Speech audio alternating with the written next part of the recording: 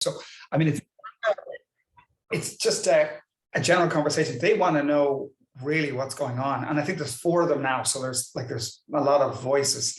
And I think partly the mood didn't work, but they're kind of happy they tried it. And they didn't get enough clear data to say anything was happening. And I think it's because we're measuring the average, and if you measure the average, it kind of spreads out. And certainly it's after the events that might have caused some change in emotion anyway. So let's say it's 20 minutes later, maybe that mood has changed slightly, you've come down from whatever it was, so yeah, I certainly, maybe if you could remember any moments, well, first of all, general impressions, you started from nothing. I mean, you're interesting. You came from, you had never done a Kickstart before. So what did you think about it when you heard about it first? Yeah, so I think as we talk about the average mood of the group, I think maybe I experienced more emotions than maybe the average mood did. It was my first Kickstart. I was still very new to the team. I mean, I'm still pretty new to the team, sitting at 3.5 months now. My first time coming into this type of project, so the expansion project. So I had a lot of emotions through it. Before the Kickstart, we had kind of talked about how you go in and people feel generally a little nervous, not really sure what to expect. You're with this large group of people, many of whom I didn't know, I hadn't met before. I didn't know what their roles were, who they worked for, since we had our contractors present as well. And I, still being really new to my role, I didn't know how I fit into the larger picture. And so I certainly came into the Kickstart feeling a little nervous, not confident in my ability to contribute, and not fully understanding what my purpose was. So you're, just for the professors, your background, you came from R&D originally, is that right? I did, yes. So I am a scientist by education, and I spent 15 years in research and development. The last 7 years at Purina, I spent leading technical teams that did product development for the company. And these were mostly PhDs in white coats with thick glasses. Wonderful. Yes. And it's, I meet Jennifer and she's out with the operators and she's out organizing like all of the factory OSLs. Like it's a big, so that was an interesting role change for you. Yes. Yes. And going from St. Louis to Hartwell, settling up down there as well. I mean, I remember certain moments, one for me, when you did the risk exercise for me, we'll come to that in a moment. But we introduced to you kind of academically what the Kickstart was about, taking a project, putting it on stage almost, if you want. So forget the mood for a moment. What did you think that was going to be like when we said, this is what we're hoping to do? You see the posters, kind of an abstract concept. But... So for the scientist in me loved how we were imagining something in our head and putting it to paper, because that's what you do in R&D. You think of something, you imagine it, and then you try to create it. So I loved that part, and it helped it become more real. And especially as we started layering in each group's responsibilities or like area of responsibility. So for example, the construction team, it's hard for me. I've never worked in construction before. So it was very difficult for me to understand, the key steps or milestones for the construction team, or what the risks really were. I mean, yes, I've lived in houses, I've bought houses, so I understand how weather can impact construction. But it really, I guess, made the risks real as you start talking about, well, a delay in construction impacts your timeline by this amount, and being able to lay that out and really visualize it, and then how it impacts all the dominoes as well, right? Because you have a slip in construction and then all of a sudden now I can't put my equipment in, and so I can't commission my equipment, and now all of my technical resources that I need to support the commissioning are stacking up and I don't have them available anymore. Oh, and that was quite real for you, wasn't it? I also got them to present to you, if you remember that, to you and to who else? It was Shirley and to Matt. How did that go? They were presenting themselves. That was a nice thing for you, I suppose, a chance to see them and to hear from them. Did that? I hope it wasn't putting you on the spot too much, but No. There were a couple of things I actually really liked about that.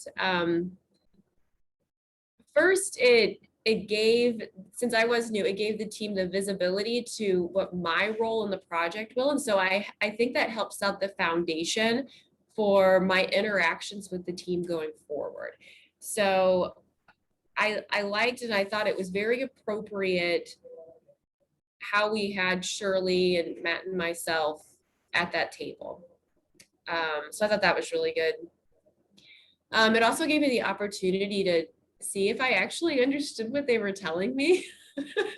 you don't have to understand it all, but you have to say, make it simple for me. I don't need to know all the details of yours, but there's a way that I need to know approximately what you do. Like, who do I go? Like, what would I blame you for? What would I consult you for? Okay. Blame you for. Yeah. Yes, very true. I hope that became, and obviously that's something would be nice to do at the very beginning, but that was really at step 4. So now I'm going to ask you, so we went through the goal with marketing. Remember, we had that on the Friday, actually the day before we had that, which was fantastic from the presentations. So Fancy Feast and Friskus. And then we did the stakeholders, which I hope helped you to see, not actually just the people in the room, but all the people who should be in the room. And so you could kind of think, well, I hope somebody's over my shoulder here representing this group or that person or that. And some of them weren't, some of them weren't. And then the requirements is a little bit hard, because it's not until afterwards you realize that the requirements is just a story that somebody says, well, I expect this, I hope this, I want this. But then the work, the one we did that presentation, I think that's when it starts to make sense to you. Oh, that's what they do. That's why they're here. They do this work. And I was joking with you, would you pay them? Like, would you pay them? You know, like, I wouldn't pay them. That doesn't sound like work. And they said, well, I have to get the permits. I have to get the approvals. I have to do safety. I have to do, that's my work. And the idea that each work is sometimes misunderstood and sometimes underestimated, I think, sometimes the amount of work. And I was hoping you were beginning to think, holy shit, this is a lot of work, you know. Yes. Yes, absolutely. And I want to jump back to the stakeholder analysis for just a moment. I think that was a very critical step, because of course, during that Kickstart, you could look around the room and see who all is there and who all is represented. And I actually go back to that analysis quite frequently, just to make sure that I've considered that. So I think that was a great way to just kick the project off, and help you know who needs to be involved in conversations and decisions. I do think when we talked about the work, I didn't realize how much work there was, Frank. You know, and then they're standing around the table and you're starting to put all this work on the table, and you don't realize what everybody does, or you don't realize how connected work is. And yeah. No, and keep going. So now once you get it, you think, well, I'm a smart person, I'm a scientist, I can figure this out, but just keep it together. And so the table was a way of, no one person would keep this in their head. It was never attempted that anybody would. But that was the arrogance of the 1990s, that one person would be able to do that. Like, it was completely wrong, you know. And I'm glad now that we're moving away from that into the idea that we should never expect, and it was wrong to expect one person to know all of this, and that there is no one supreme being who can look down on this. We all have to, and have those conversations over and over, 10 times maybe before. Then you hear people saying, oh, I get it now. I really get it. I'll move on. And one nice thing for me was, at your table, you had Claire from Jefferson, who didn't know anything about it. And she went on to Jefferson, obviously, because we did the Kickstart. How did she fit in with you? Was she lost, or the first time? I'd say she probably was a bit. Yeah, I think she was a bit lost as well. I think she caught on pretty quickly, though. And she started really understanding how she's going to be able to take back what she was learning and apply it when they had their Kickstart. I think she and I probably had similar emotions through our Kickstart. And so you start off just a little ignorant, to be frank with you, and unaware. And then you start getting more confidence, you start understanding who people are. But then when you really start doing the work breakdown structure, then you feel very overwhelmed. Kind of the intent we want. We want people to say, whoa, like step back from this. This is a lot of work. And it's not that we have the money. We know we're going to get the money, but do we have the hours? We really have the hours, you know. Yeah. Then trying to imagine, when do I need these hours? Like this is next July, this is next September. Like I'm not sure I can think. I can put my mind in that frame. You know, I was going to go on vacation. I don't know when, but I'd like to have a vacation. Or will it be hot? Or, you know, I don't know. What's the factory up to? As you would know what's the factory going to be doing at this stage? You've got to connect to the factory. So it is a difficult thing we're doing. I think it is. But to do it without the visibility might be a challenge. You know? It is. But yeah. So Claire, move forward with you. Tell me about the risk. So I put you on the spot a little bit, but I did want you to do one or two exercises. How did you find that exercise? When we did the risks. Big boards. We had the big board for the risks. People had identified them not exactly as risks, but concerns or maybe excuses they might give you, or we did kind of different things to think of what might go wrong, what might not be, you know, as on the table. So that's exactly what we're trying to say. There's things that might not be, and we know this, of course, but now we could put a vocabulary to them. They would be based on some science. They came from a work package. They came from a person. They came from a requirement. And so it wasn't just somebody blue sky thinking. It was kind of connected to reality, you know. What I liked most about the risks is when we did them as the large team. I don't know if you remember, you know, I was standing in front of the team, and I think we were taking the individual team risks and putting them on the larger board and then talking about if we could mitigate them. I like talking about them as a larger team because, you know, what I see is a huge risk for my group. Somebody else may challenge me on, you know, is that really a risk, or do you just feel that it is for yourself? So I thought it was very beneficial to do it with a larger group. You know, I came from TAG was present. And so while I certainly felt their pain, they had a lot of concern with just the number of resources that they had. And they felt there was nothing they could do about it. Well, there was something that we could do about it, and we are doing something about it. So it was certainly critical for them to call out that risk. That's one reason why we are able to add headcount to mitigate that risk, is we called it out and we had the data to back it. But yeah, just as the group saying, okay, we can do something about it. It's not going to stop the project.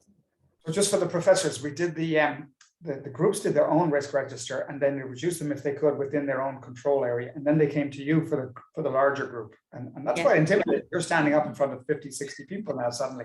And I think it's good that you just have this scores on the boards. You know, how do we get this out of the red zone? Like, what are we going to do? Some people might feel, well, it's a lot of waste of time for 49 people if one person's talking.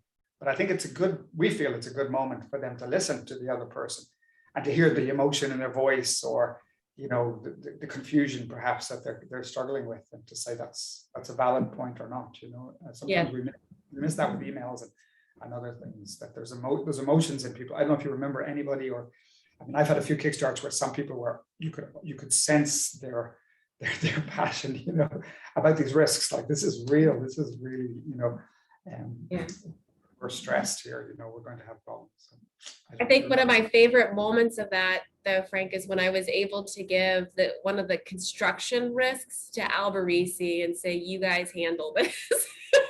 This is yours. Well, that's why we pay you, you know. I mean, originally I saw the Kickstarts for Nestle. It was not for the contractors. You know, you pay them, you put penalties on them, you deal with them through a different mechanism. But we couldn't do that to TAG people or PTC or anybody like that. They were internal. You can't sue them. You can't. So we needed the Kickstart for Nestle. But now the advantage of having our Barici is that you got to meet some pretty heavy hitting construction guys, in the room. Yes. It's good for you. It's good for you to meet them. They're quite different. They're a different breed. I thought it was hugely beneficial to have them in the Kickstart, though. I don't know if they've always been involved in Kickstarts in the past, but they have so much work that goes into it, and there's a lot of risk associated with the work they do, and they have stakeholders that we need to consider. It made sense to have them involved in our Kickstart.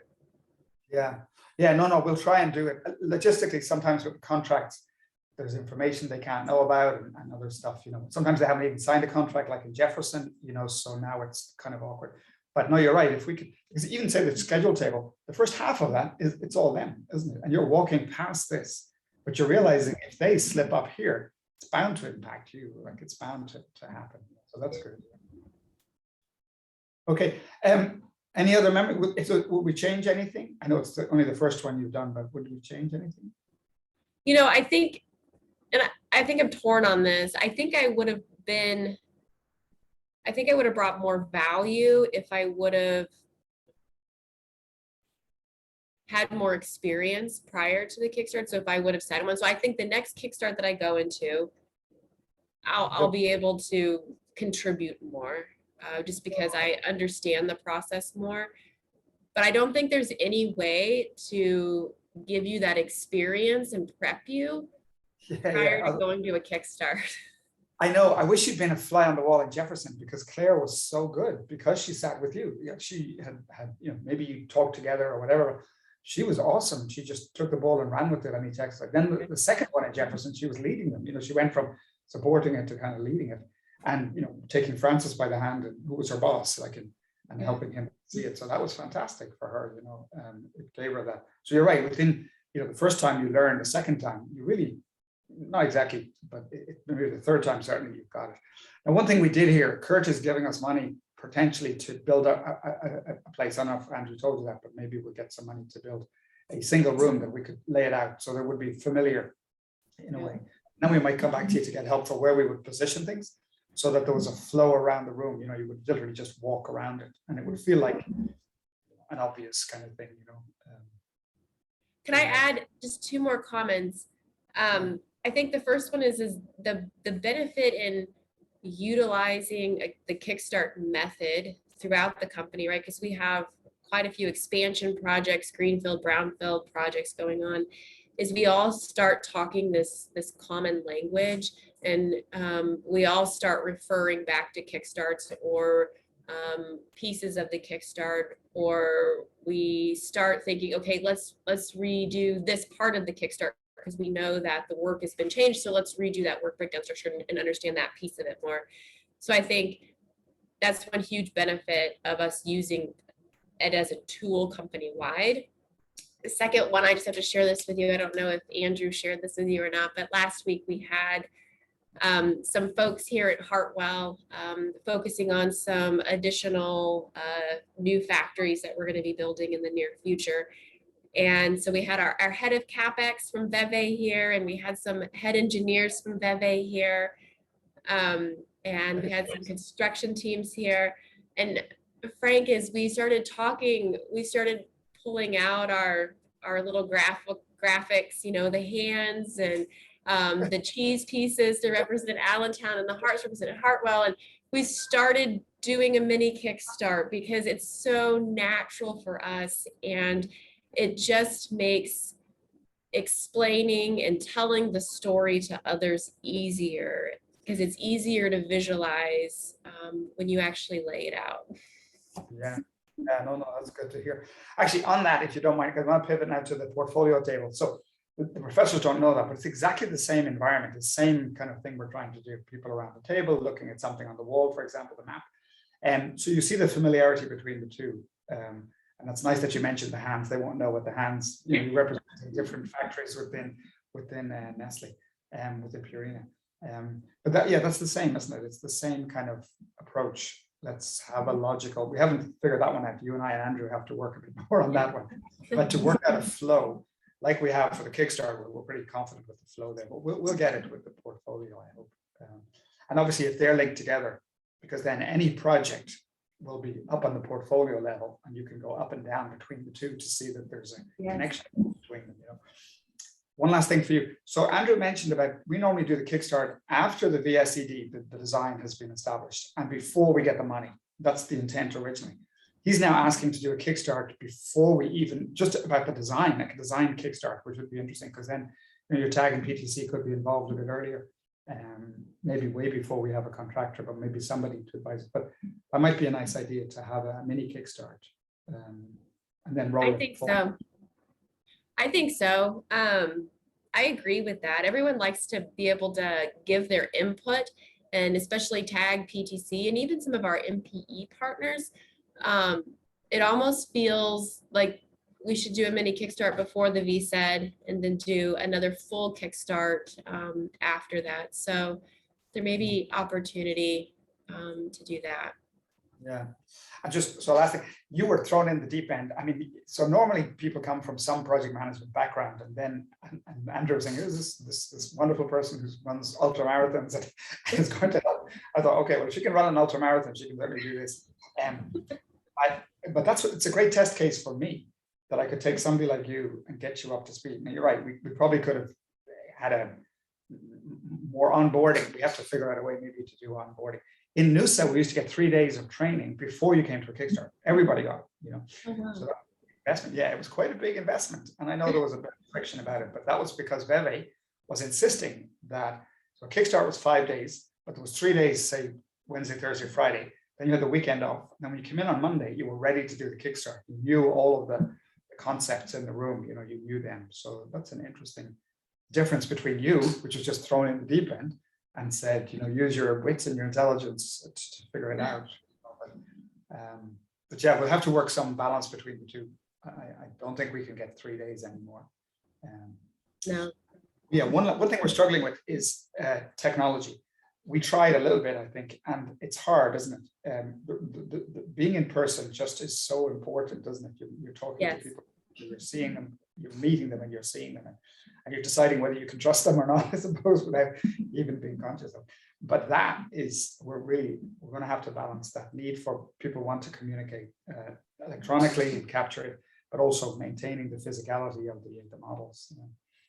I agree. I think I did try to attend one of the Kickstarts virtually, and it was not successful. It's very difficult to stay engaged because everyone's up and moving around the room, and you're up and moving around the room. You're touching this Lego person that represents you and putting them on the table, and you can't do that virtually.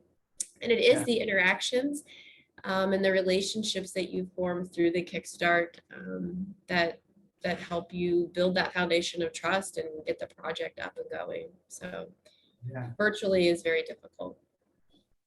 If I can just have 2 more minutes with you. So in my mind, I see 3 people, as you always know this, I have the 3 of you there. And one of you answers any question about what we're doing. No, it's not you, but what we're doing. And that's going to be Matt. Or no, Shirley in that case. Shirley was that case. And then there's another one, how we're going to get it done. Are we going to get money? Are we going to get approvals from Beve, whatever? And that was Matt, end-to-end kind of stuff.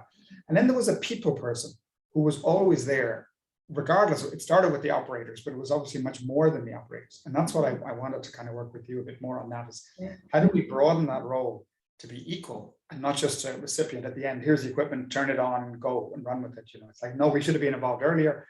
And actually any issues with motivation, conflict resolution, team development, that's kind of what we do. It's kind of what we do. You engineers, you're not supposed to do this because you're not good at it, and you finance people, Mike and Bober and stuff, go get the money, like stay close to the money. You need to be focused on that because it's hard getting approvals and money and stuff like that.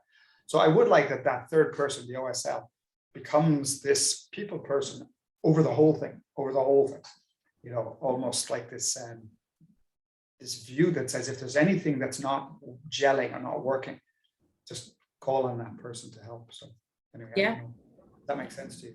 It makes a lot of sense to me. Absolutely.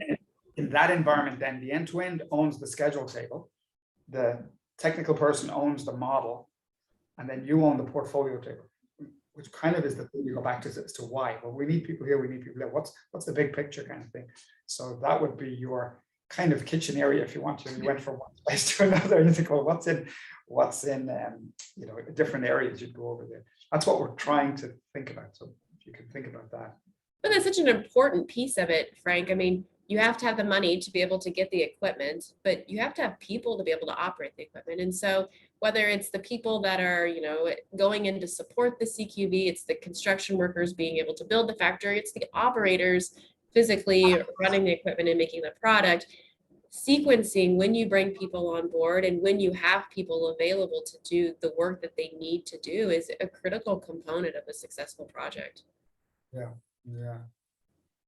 Thank you very much. I'm going to stop. Thank you. Thank you. No, it's good.